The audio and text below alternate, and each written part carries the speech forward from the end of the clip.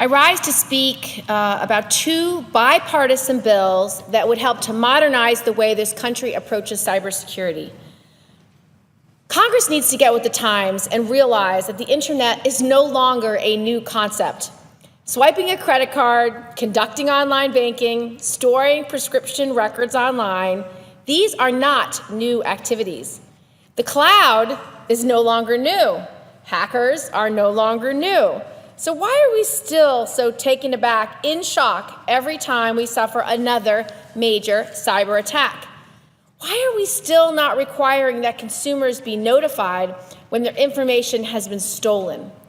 Why aren't we unleashing law enforcement to go after cyber criminals? If we want to defend against 21st century threats, then we have to bring our laws into the 21st century. We have to get out of the mindset that the only way we can be hurt is from an actual physical attack. Hackers don't operate on battlefields. They operate in basements and in cubicles. Our approach to cybersecurity so far has been certifiably wrong.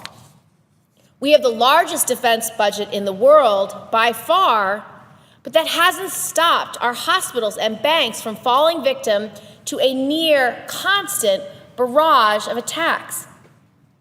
Last year, data breaches in this country hit a record high. They were up more than 27% from the year before. And in New York State, between 2006 and 2013, we had nearly 5,000 individual data breaches that were reported by businesses, not-for-profits, and government entities.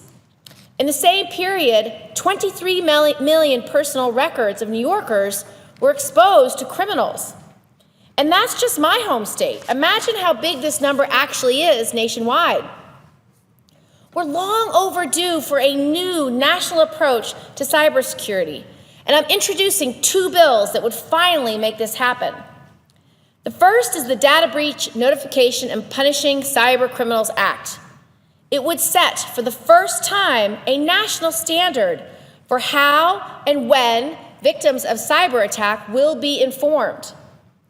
When an attack takes place on a business, for example, one that has your financial data or medical information, this law would require that you are informed quickly with information about what was targeted, what was taken, and whether you were personally affected. And this bill would seriously increase the penalties on people found guilty of hacking and cybercrime.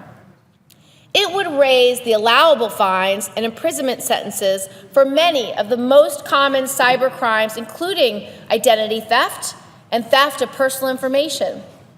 Second bill is the Cybersecurity Information Sharing Credit Act, a bill that would incentivize America's businesses to share cybersecurity information critical to preventing attacks without having to involve their competitors.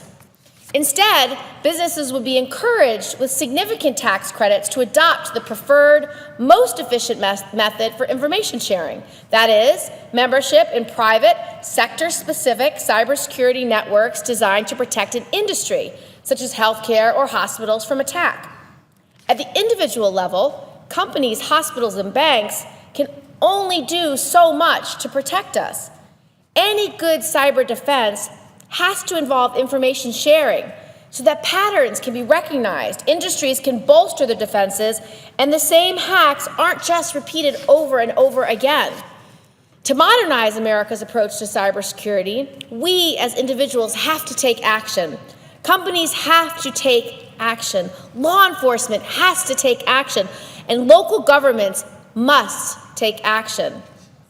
But most importantly and most urgently, Congress has to take action. We desperately need to modernize our cybersecurity laws. I urge my colleagues to support these two bills. Thank you, and I yield the floor and suggest there's an absence of a quorum.